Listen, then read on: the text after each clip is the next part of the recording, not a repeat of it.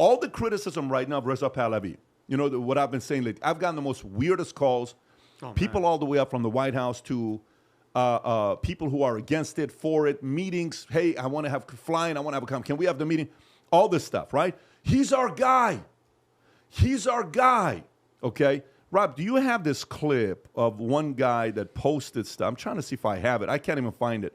But there's all, if you go on Twitter, and if you just go on my account, Rob, and you see on one post that I put up, and go a little bit lower if you could, because I keep thinking we've done podcasts like 2 days ago. We haven't done it for a while. Go a little bit lower. Keep going, right there, okay? So I post this comment, and then click on go to the bottom and look at some of the pictures that comes up. Go a little bit lower. Oh, you should see these memes. They're hilarious, right? Keep going. They should be, okay, boom. The mullah's bottom. Yeah, I'm bought by mullahs for sure. Oh, right? they didn't even say off. The mullah's bottom. I'm sold because mullahs are sponsoring this podcast. This podcast is brought to you by mullahs. That's for sure our biggest sponsors that we got. Go a little bit lower, right? And you'll see these different pictures with me on turbans. It's actually funny when I watch it. And there's one of them of flushing down the. Go back up. I want to play these clips for these folks to realize how little this bothers me. Go back a little bit. Just go back to the recent post. Rob, just go on that. Yeah, there you go. So go to the one above it, the one that I put up. That's no. Go back, Rob. Yeah, go up one tweet right there. That tweet right there. Click on that. It's probably going to be in this section on the bottom. Go a little bit lower, and see if this shows up. Okay, go a little bit lower. Keep going. Okay, what's this one say? No. What's this one say? Money whore. Patrick Beddavid. Okay, keep going. Mech. I don't even know what mech is, by the way. Keep going a little bit lower. Go a little bit. What's this one say? Patrick Beddavid. Before the recent sponsorship agreement. He's afterwards. What sponsorship? That's it. But this tells you how powerful AI is. Go a little bit lower, by the way. Go a little bit lower. See if there's anything else. There's one that one right there. Watch this one. Flushing down the toilet. That's the power of AI, right? Okay. So oh wow, look at you. The power that they've built is amazing. But here's what I will tell you. Blood on the toilet. Okay? Here's what I will tell you. To all these people who are offended that I called out your candidate, Reza Pahlavi. This is, we want constitutional monarchy is what we want in Iran. No problem. Reza says, maybe a democracy. Great. Why do people still call him crown prince? You can say no longer monarchy. It's not going to work in Iran, right? He's got 79% approval rating. Really? Yeah. Huh. 79% of he does in Iran. He has 79% approval rating. If he does, why do we not see people in the streets of millions of people? Do you guys realize Khomeini was in France for 15 years? And millions of people in the streets went out there protesting at a time where Khomeini was handing out tapes.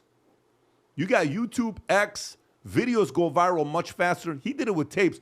Millions went on the streets. How come millions are not in the streets for Reza Pahlavi? By the way, I am so comfortable being wrong if all of a sudden millions go protesting saying they want this guy. Go.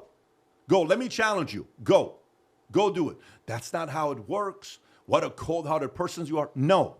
The reality of it is the fact that when you make claims like that you're going to go out there and, 79% approval rating in Iran, show us with action, show us with numbers. But here's the point where I'm going to with the conversation of Candace. Sometimes when you make claims, you better be right. And it doesn't mean you have to be right 100% of the time. You have to be right 60, 70% of the time. Some more, some less. But when you're doubling down, you better be right. Musk better be right with Epstein. Trump better be right with tariffs. And he's showing numbers. He's bringing the receipts. I wrote a letter. I contacted two people who used to work for Reza Pahlavi for 7 years. They were from France. They came and visited me 2014, 2015. I went back and looked at the email, and there's a picture of me and Reza Pahlavi. We had a meeting in D.C. for 3 hours. And I'm sitting there having a conversation with them, and I wrote a 10-page letter. I finally found the letter. Both of you guys read the letter. All of it. And I pulled up the email. Absolutely. When was the email that was sent out? 2011? Wait. What was the exact? It was over a decade ago. I want to say 10 or 11 years ago. I want to know when. 2013, I believe. Guys, it was Nazila and another man named Reza. Who came and met with me. I just want to know when the letter was sent. Oh, okay, there we go. Could I guess? Was it November? March. Can you read the date? What's the date there? The date on this email is March 21st, 2015. I was wrong. March 21st, 2015. How thorough was it about what I would do if I was him? Well, how thorough was the letter? Thorough, Incredibly. But what was amazing was every single thing that you're saying today about this entire situation, you were saying it and giving recommendations to the T that many years ago. And I was shocked that you even found that you remember that you even wrote this. I thought it was politically astute. I thought it was a very well-crafted, a kind of a how to engage the situation. This was not a short tweet, with some opinion on social media. This was, after meeting them live, a well thought out summary, because you are a proud American, but you also have a heart for your heritage and a heart for the people that are yearning for freedom. Yeah. It's crazy. One of the biggest criticism I've ever gotten. Rob, can you type in Patrick Beddavid painting dead mentors? Type in, this is the same people that are saying Mullah, Hezbollah, all this stuff. They're clueless about what they're talking about. Go to images if you could, Rob. Go to images. This is a painting I have in my house. It's a 15-foot painting. And guess who's sitting right in the middle? Zoom in a little bit. You know who that is sitting right in the middle? His dad. Mohammad Reza Shah Pahlavi. That's who's sitting right in the middle. Me in the back, Tupac, Senna, a bunch of different guys. We're debating two books on the table. Communist Manifesto and Atlas Shrugged, right? The moral of the story is this. Reza Pahlavi may be a nice guy. I've been trying to encourage him and help him out on the back end as much as I could for over a decade. But the reality of it is, this man's had 46 years. And the Iranian people that keep supporting him and waiting for that miracle to happen of a constitutional monarchy and getting in the way of actual Iranians in Iran who really know what's going on the most, you remind me of Jeb Bush voters. When Jeb Bush on day one got $140 million and Trump called out Jeb, oh, yeah, you're definitely going to be the one that's going to get the job done. Yeah, you're definitely going to get. Oh, yeah, you're real tough. And then people started cursing Trump out. You're a con man. All you care about is money and all this other stuff. He ended up being right. He was right. And I hope I'm wrong. So to all the Iranian romanticizers of Reza Pahlavi that he's going to go out and bring the freedom to you, I hope I'm wrong. I'm telling you right now, I hope I'm wrong. And I hope you guys get on the streets. I hope you go and say, screw this guy. Let us show unification. Go. Play this clip in all your telegrams. And say, این پدرسگ ببین چی میگن پادکست داره من فکر میکنم که همش پول از sponsorship میاد. Go say it to each other and go show in the streets. Go show up. Go show up in LA. Go show up in Chicago. Go show up in New York. Go show up in Miami. Go show up in Dallas. Go. I know you're all over the place. I talk to you when you run into me. Go show up if you really want to see what happens in Iran. Go ahead. Go ahead. Do it. Do it this week. By the way, time is ticking. It's over. The biggest chance you had, gone. What's the next one you're waiting for? What are you waiting for? For Daddy Trump to come out and take out Khamenei or something like that? What are you waiting for? What's next for you? Go ahead. Send some more posts. I'm loving it. You're entertaining the hell out of me. But you guys better be right about your candidate. You better be right about your candidate. You better be right about your candidate. And I hope he's able to do what you think he's able to do. I hope he is. And I'm the only one right now that's going out there publicly that's saying it like this, and I'm getting all the, what do you call Flag. it? The arrows and, this mother... narcissist trader ایرانی آمریکایی این اصلا ایرانی هم نیست این آسوری بدرمنی اسم بددیوید مگه جویش نه okay, keep saying it. I'm loving it because you're talking to each other about it. But there's a small percentage of you, 25% of the romanticizers. You know what they're saying when they're seeing it? Here's what they're saying. ببین this guy got a point. 46 سال دیگه چی شده؟ You want to wait another 10 years? 10 سال؟ 20 سال؟ چی میخوایم بکنیم؟ Oh, really? No. The 25% is with some brass. Talk to the 75%ers. I'm not expecting 60% of you to flip at all. You're fully committed to this. And I understand it's a dream. Trust me, I get it. مهر 26 is when I was born. I understand. I used to go to Park Shahanshahi. And my dad and I, best memories, Shahanshah. We go to Bandar Pahlavi. My entire family's from Bandar Pahlavi from my mother's side. You guys know Bandar Pahlavi? They don't call it Bandar Pahlavi anymore. 20 miles outside of Visit Rash. My dad used to work at Karaj in a Gion, driving a Renault with all the pecans. Go to a restaurant called Rouge, Jam Hospital, Nader Shah, School Gulbenkian. This is Iran, okay? And you guys yeah, he's the guy. And Khamenei's like, oh, keep doing that. I love this. And you know what they just announced in Iran right now? You know what they just officially said you can't use in Iran? Starlink. Did you hear about this? A day ago. Rob, did you get the story? I think I sent it to you. Watch this one here. Iran Observer, breaking news. Iranian parliament banned the use of Starlink, and its possession is now criminalized. Even having it. Watch this. Rob, can you go type in on ChatGPT, what is the punishment for having Starlink? Look what's going on in Iran right now. What is the punishment? And Iranians had the biggest opportunity they had the last 46 years. Biggest opportunity they had the last 46 years. Possession, purchase, or sale of unauthorized leads to 6 months to 2 years in prison, plus fines, and even flogging under the new legislation. That means beating you. That with means a beating stick. you publicly. Yeah. Importing or manufacturing more than 10 units carries a harsher penalty of 5 to 10 years imprisonment. Additionally, laws classify collaborating with the enemy states as a capital offense, although this applies to activities like drone support and cyber attacks. Go a little bit lower, Rob. They have the summary in a very clear way. Right there, you see it. And by the way, collaborating with hostile states, look what it says right there. Death penalty. Just to have Starlink. What are they afraid of? What are they afraid of? For the world to actually hear other messages that are coming in. To the Iranian people that are in Iran. I said different names last time. I'm not supporting anybody. I'm not supporting Nargis. I'm not supporting anybody. I'm supporting the people. The people of Iran who are the ones that are really paying the price for this. Who are the ones that want their kids' dreams to become a reality, yet they're afraid for their kids to go on the streets and protest. That's the pain I understand. To the people that have had a job, respectfully, I don't know if Reza Pahlavi has ever had a job. I don't know if he's ever had to work for anything.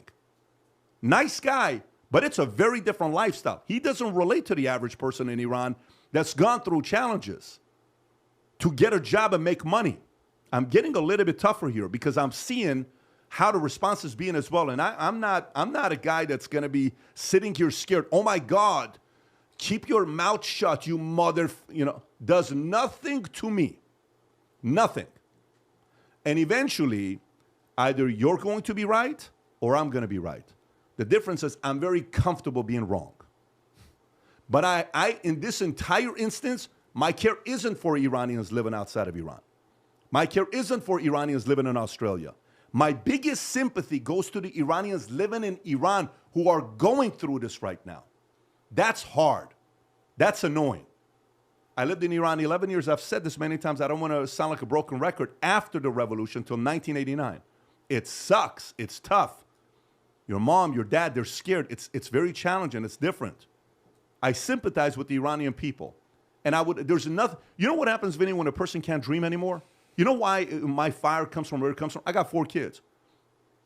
Last night we're sitting there, I watch his 2 beautiful girls, and I'm telling them about what Brooke is turning into, what Bailey is turning into. I'm watching Daniel Dante, little Leo who smiles the moment he wakes up in the morning.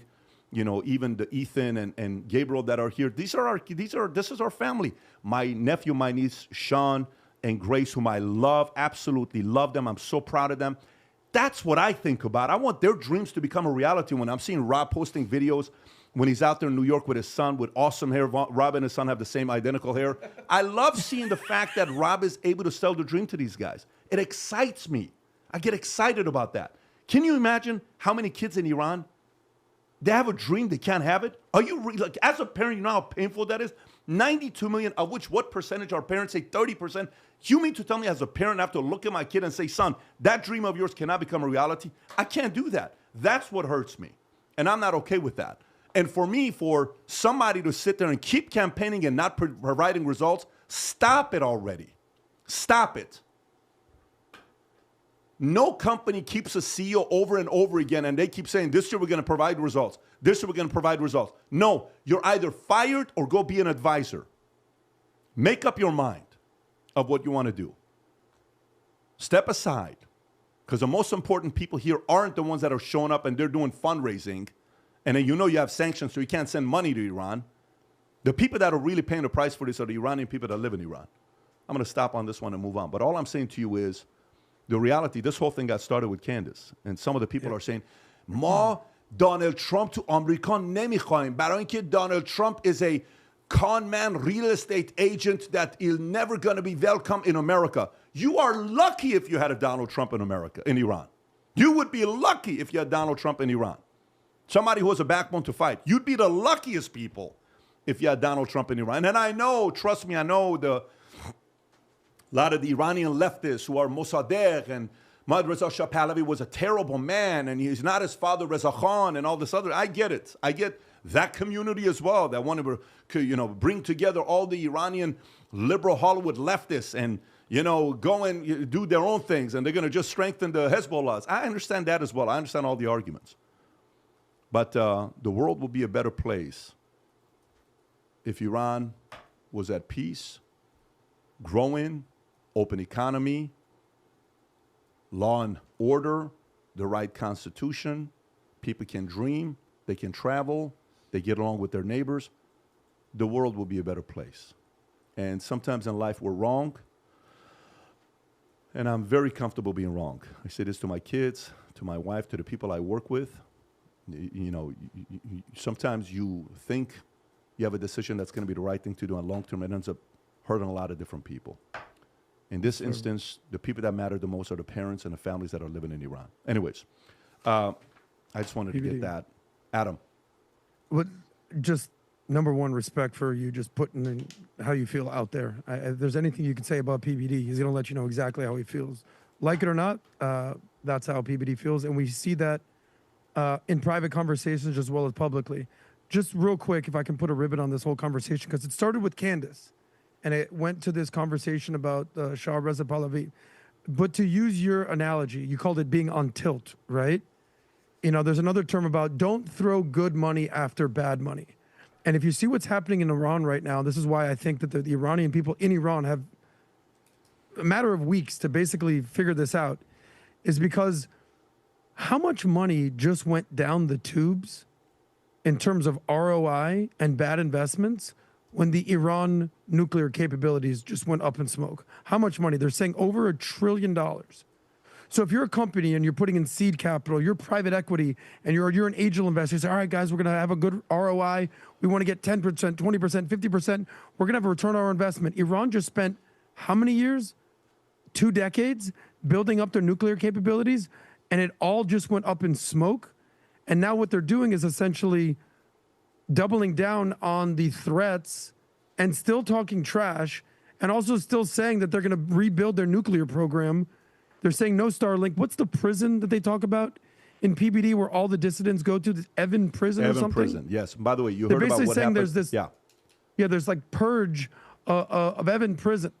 And so basically all their money has basically been bombed and up in smoke, and they're doubling down.